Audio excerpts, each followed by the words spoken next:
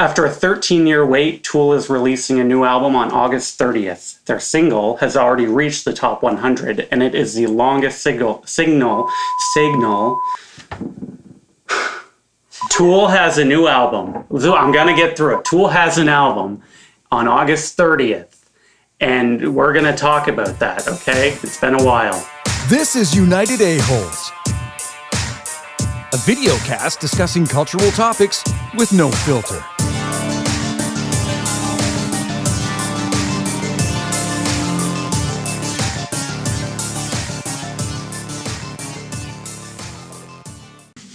Welcome back to Area 41, Blair's favorite spot on the internet. So, the band Tool. Who's Blair? Yeah, I don't know who Blair is. Blair goes by Blair only, and he is the curator, keeper, and poster on toolband.com. Oh, okay. So he's been the face of every time that they released any little bit of information or news that the fans would attack and ask questions and post and drive crazy. So he works once a year. He posts, oddly enough, if you go to the Tool Band website and read the blog post or whatever, they're always autographed by Blair, and they're usually monthly at minimum. Wow. But it could be something like Danny's playing a show at the Baked Potato with his jazz band. Yeah. Or Maynard's new wine is now available. And then it's some long espouse. Sometimes you can't even understand what he's talking about. It's like inside baseball, almost written in code. It's hilarious to watch and read.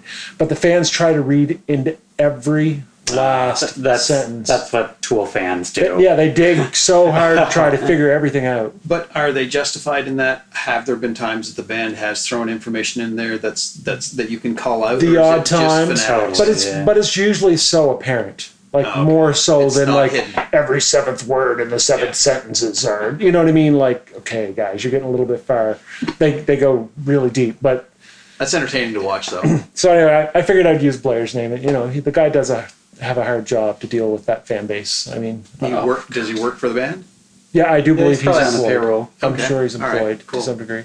And he always has like pictures of like if they're rehearsing or whatever, pictures from the rehearsal space. Now I don't know if he goes and takes them or if the band just transmits them to him and he posts on their behalf. Right on. But he is definitely somebody that's worked close with the band for a long time. Yeah.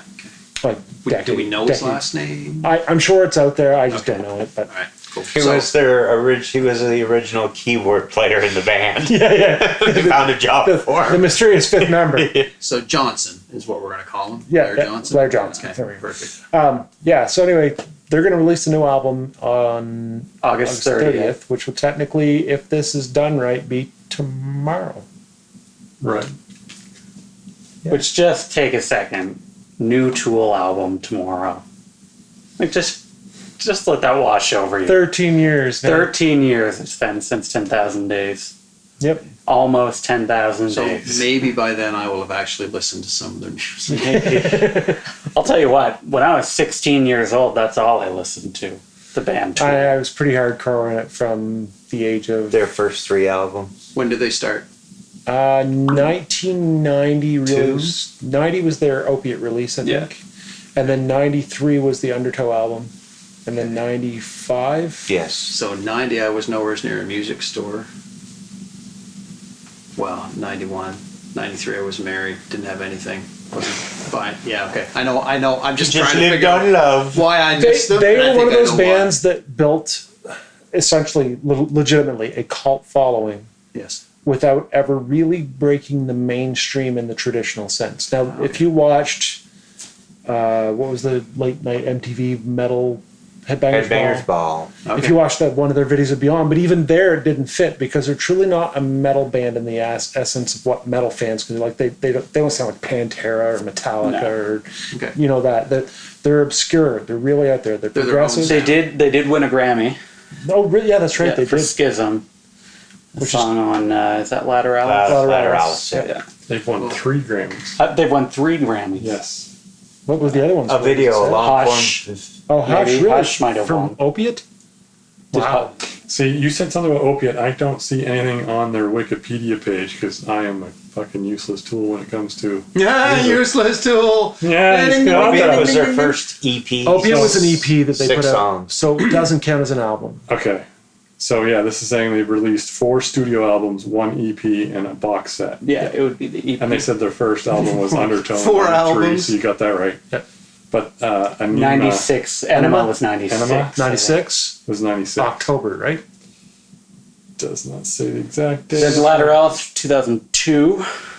Yep. Then 10,000 Days was 2006. Sorry, September. September, I'm sorry. So they hold the record for the smallest box set then? I mean, it's 4 albums and an EP. There's a lot of That's- bonus. They stuff did and a live lot tracks. of live tracks. It was called Salival. So it had Oh, okay. a, A lot of bonus shit. yeah, they- fair. there's a that's song, a- there's a that's a song in cover. there called Maynard's Dick that's worth listening to. Awesome. That's good though, because when They had a bands do cover a of- box set, I want to get more than just here's everything we've ever given to you Yeah. previous. Wasn't their cover of No Quarter by Led Zeppelin? Yeah, on that's that? correct. It's a great song. Yep, they did a cover of Zeppelin on that. They're a very unique band in the sense of people either love them or hate them. First off, usually it's not. You don't meet people that are like, yeah, Tool's okay. Yeah. That doesn't happen. It's usually like I don't get it, I hate it, or it's disgusting, or people are like, oh, I just can't get enough. Yeah.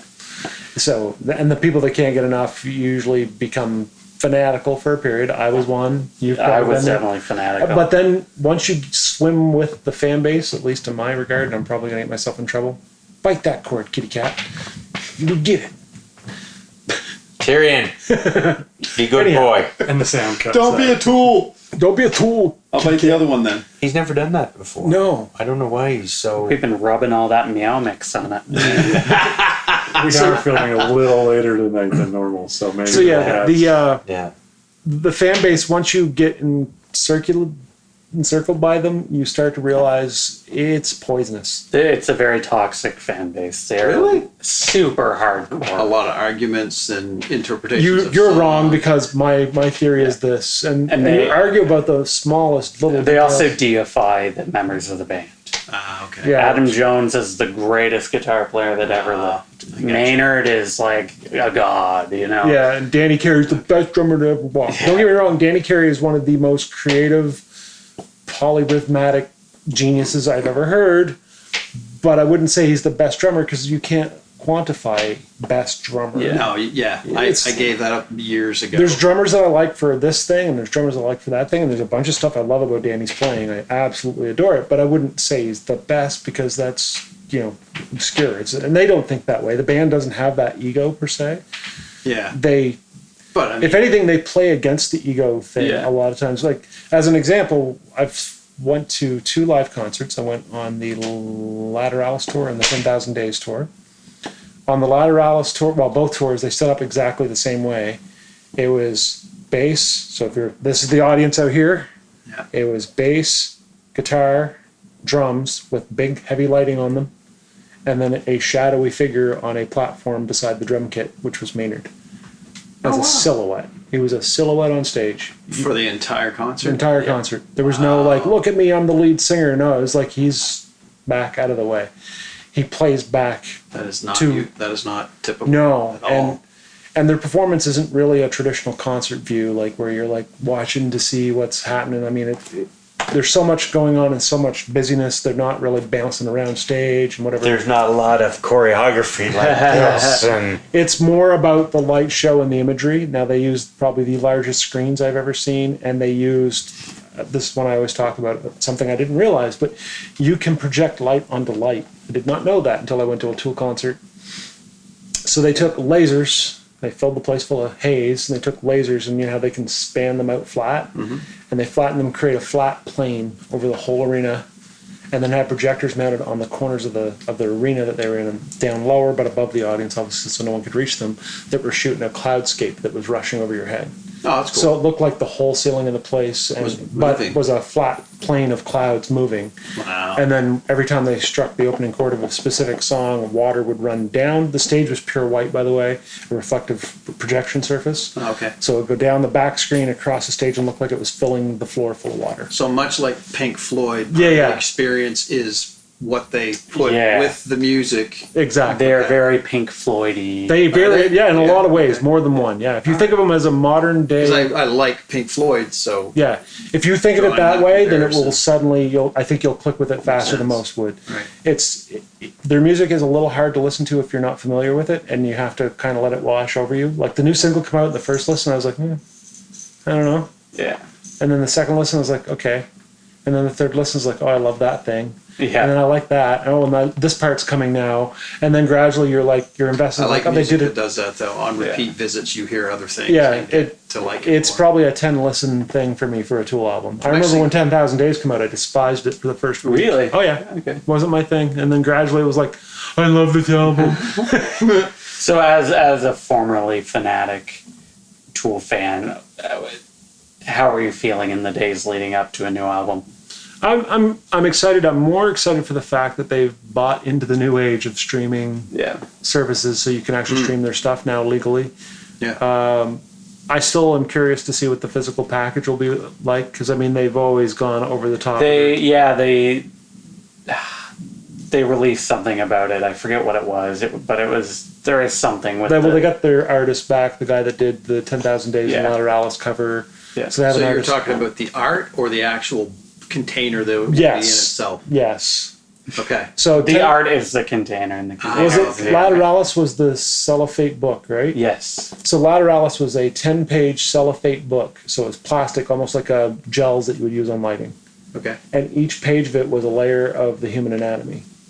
So you that's pull away cool. the nerves, you Yeah, pull away yeah, the yeah, yeah. muscles. And it would just strip it down till you finally with just the The essence of the encyclopedia body. I or grew whatever. up with had that exact Oh, yeah. thing where it did that. But they have an nervous artist system. that goes like well above and beyond. 10,000 Days, the CD had it was 3D.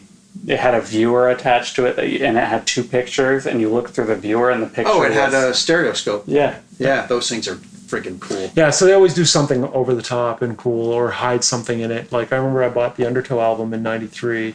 The bottom tray of the CD was black, the see-through. And it wasn't until like a year later that someone dropped the CD case on the floor or whatever and broke it, but the black piece popped out and there was an entire photo Oh, well, Behind underneath the tray that was a different look than the cover was originally. Like so you could Oh, wow. you could switch it out and flip it over and change Wow. it so you didn't see the old artwork in the back you knew. It's like they just bury stuff in everything. It's I don't remember what artist, maybe you guys will know, but James picked up a new CD a while ago, and it was a new band. Typically he buys old stuff, but when he bought it, it was literally the paper sleeve, and the only thing they had was a small piece of plastic tape to hold it shut so the CD wouldn't come out. It was very minimal packaging, and the cover art was literally a picture of the ocean with plastic bags and rings off. So their statement Making a was, statement, yeah. we're pulling back all the plastic except Yeah. the one necessary piece to go on here. And yeah, it was pretty cool. that's pretty awesome. cool. So what do you It think? was probably still shipped in styrofoam. I was gonna say, peanuts in a box. It was cellophane, and plastic If wrap. that's your on it. statement, just go digital yeah. only. Yeah, but the styrofoam really. peanuts that they use, there are ones they use now, and I don't know if everybody's using them, that are made out of Vegetable oil? Is that no, it's made out of corn, pork a rinds. corn product, Okay, and you can literally take them and put them in water, and they just disappear. They dissolve. that's awesome. How am I going to ship all this loose water? Yeah. Damn. So what do you think there, Kendall? What do you think of the whole Tool thing? I give two fucking shits about them now. Really? Literally. What killed you on them? Just the whole fucking time frame, the 13 years, and just like, I've got the lyrics written, and they changed the music, and just the whole, to me, Are you the whole asleep right now? pretentious of the fucking band. Yeah, but I don't think the it's band like, was being man, pretentious. I think I it was. It's gonna say, It's Loudwire, Blabbermouth, and all I them. liked. It's all those news Metal articles. injection. Yeah, they're always reporting shit. Alternative Nation.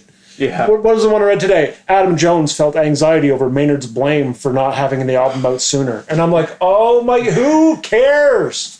Well, that's my point exactly. Who the fuck cares? The band's not asking for that attention at all. If anything, they just want to go live their lives. And I mean, they had an 8-year legal battle to be able to even use the album title that they had on Undertow and the album artwork.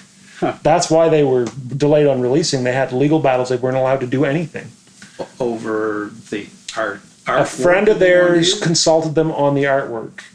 Oh. So they gave him a minor mention somewhere along the way. I'm probably getting this all wrong. I'm sure the fan base will eat me alive. But anyhow, there was something about the artwork that had this guy's name to it. He didn't even care anymore. But he had a legal team that did. They wanted money. Oh, fuck. So he was even saying to the band, like, this isn't me, but some entity that owns the rights to my stuff is now pursuing you. And they were up until 2016 getting that legal battle cleared. And Adam Jones, in an interview somewhere, made the statement like, I know you guys all want a new album, but how are we supposed to focus on our art when we're focusing on legal costs, lawyers, court battles? And they went to and from court numerous times to just try to get it freed up. And with that, no label would touch them because they get dropped by 3 different labels now, I think. So had they already released the album? The one that was the contention? Yeah. Oh yeah, that's Undertow, 93. Yeah, it'd been out for. So it came out, there's a legal battle in regards to it, and that slowed down the next album? No, the next album came out 3 years later. The legal battle didn't start until after 10,000 Days hit its pinnacle. Okay. Because they started to make So money. they waited until they made money and then hit them. Because Undertow was their first album. They probably tried to go to streaming maybe before and that might have been it. Anyhow, there was something that tied them up in the legal battle, and they openly stated, like, this is why we're not recording right now. We're dealing with this. Yeah. I mean, They don't have a team of lawyers to fight with a team of lawyers? Come on. Not in the essence that you would think. I mean, they're not Britney Spears. They're not, I don't think they're like millionaires. They're not millionaires. They don't sound like Britney Spears? They I know, sound I'm exactly sorry. like I know. No. Not listening to them now. I mean, come on. If it's not Baby Hit Me One More Time. I gave what you is their it? first Baby 3 hit me once. CDs. That should be sufficient. I need to. Oh, you're missing the best one, though. What's that? The 4th CD is the best CD they ever released, in my opinion. 10,000 Days? No. To me now, it's like when I hear For me, I always think of Lateralis. Lateralis. when I hear a new Tool song, I go, yeah, that's Tool. Yep. That's what I thought when I heard the new single. Yeah, I was like, yeah, that is Tool. That's a Tool song. Yep. I Okay. heard that each song in the new album is going to be 10 minutes, and I think that's a stupid thing. Yeah, but then Because again, I went through all the albums looking at, like, you know, what the lengths were, and I was going through, like, Enema, and I was like, oh, that song's awesome. That's Is it 4 gonna be minutes. like, you 4 know, minutes, like 6 minutes, 10-minute 5 song, minutes. but a 3-minute intro on each every time where Yeah. you hear So- nothing but beep, beep. How many Yeah. how many seconds can we consume before it becomes something Oh. you have to? We got like 2 minutes, seconds. 12 seconds before the first drum hit. I No. Before we get into legal, like if I fired up on my If you tablet. fired it up right now, I would bet we would get not even 2 seconds, and it would be. I'm not going to bother then. I was going to say if I Not get, that there's if I much, get like 10 Ken said, seconds- not that there's much for the first minute. Yeah, but that still gives you a feel, right? Yeah. I mean, no, like, by not much, I mean, not much. It's like, is that a broken engine? Is that a humming refrigerator? So they're a little bit of Someone Tom, shooting a shotgun Tom at a piano? Waits. A little bit of Tom Waits going on there with the weird sounds and stuff. No, I wouldn't No. really equate No, them to okay. Tom Waits. Well, Josh said it. They have one song where they're in what you're hearing is them with a 12 gauge shotgun shooting a broken grand piano in a parking garage in LA. Yeah, and that's That's part the of a whole song. song? No, Oh, it's part of no. the Part of the song. Okay.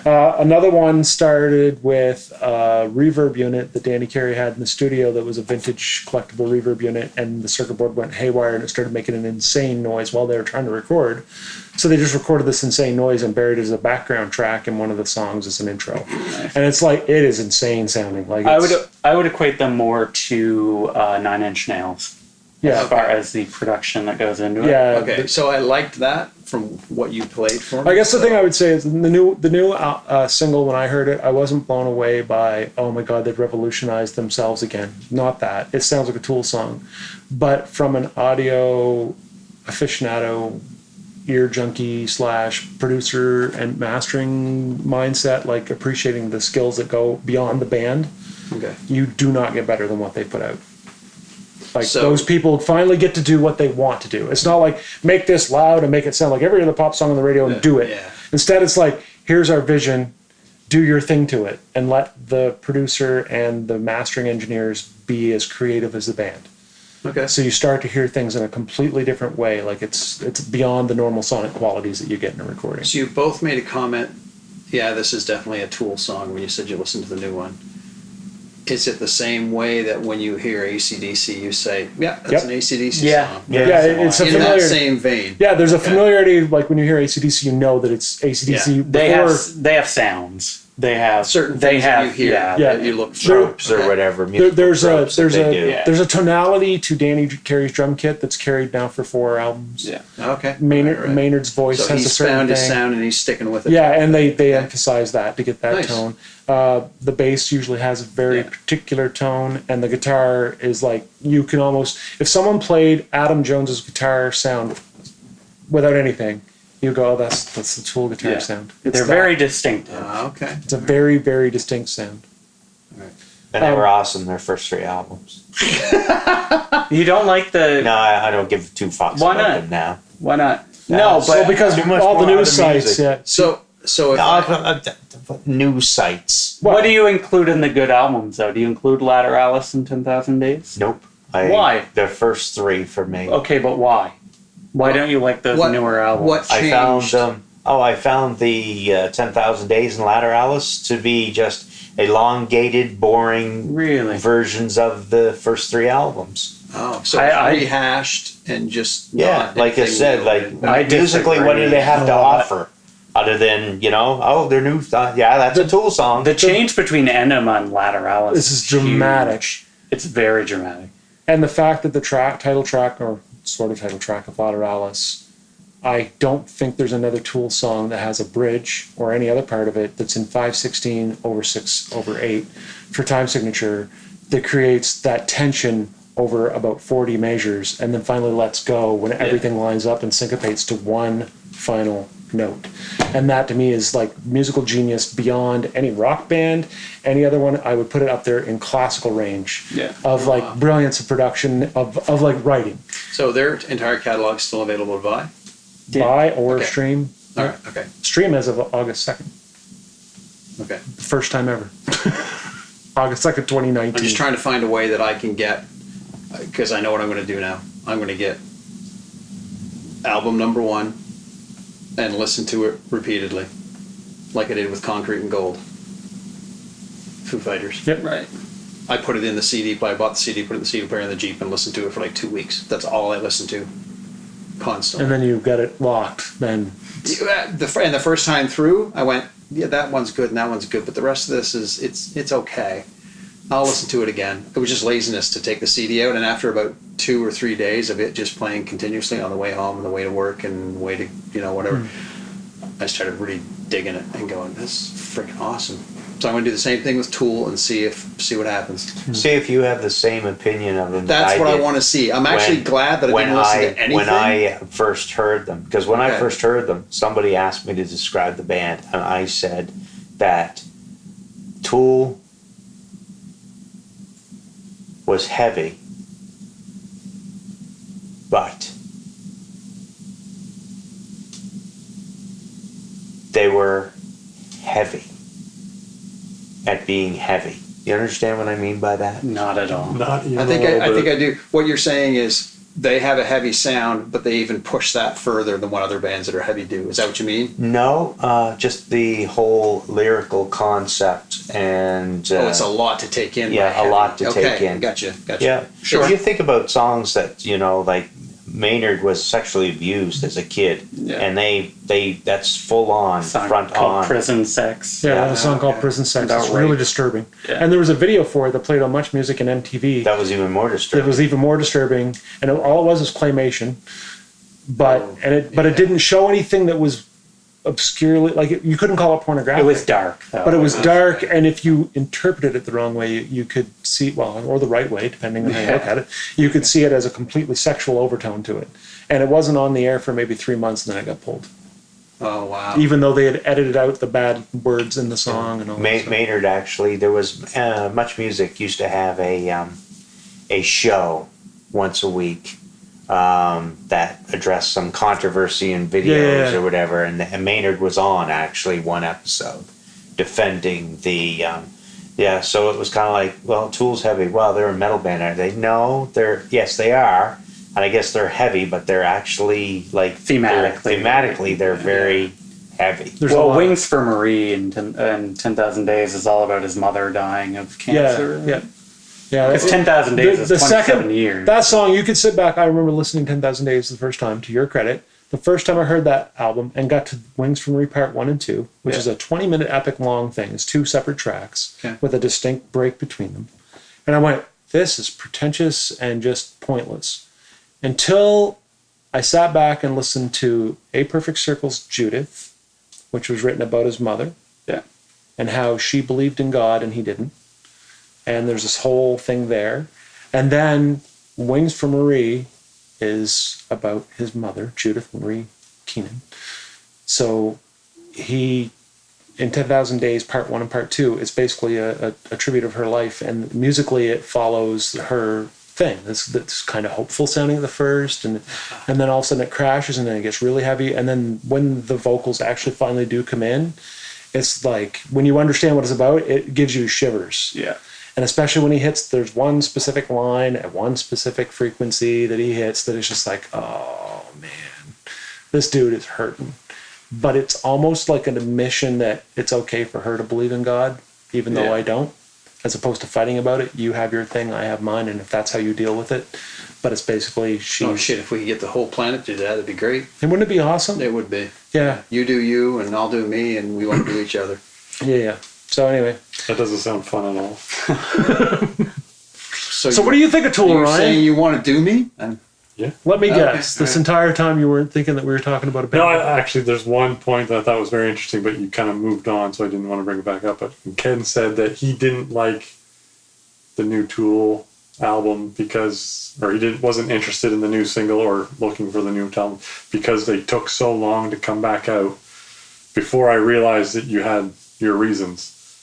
I've heard you guys complain about bands that all they do is put out garbage because they're trying to put out albums while they're still hot. So it's funny that you're damned if you do and you're damned if you don't. Yeah. Absolutely. I think But the that's overall about as message much input as I could probably give is in this just topic. fuck every band. Yeah. I hate them all. I hate all music. Yeah. They're all the same. Yes, they're all the same. And they're all fucking lame. Isn't that right, David?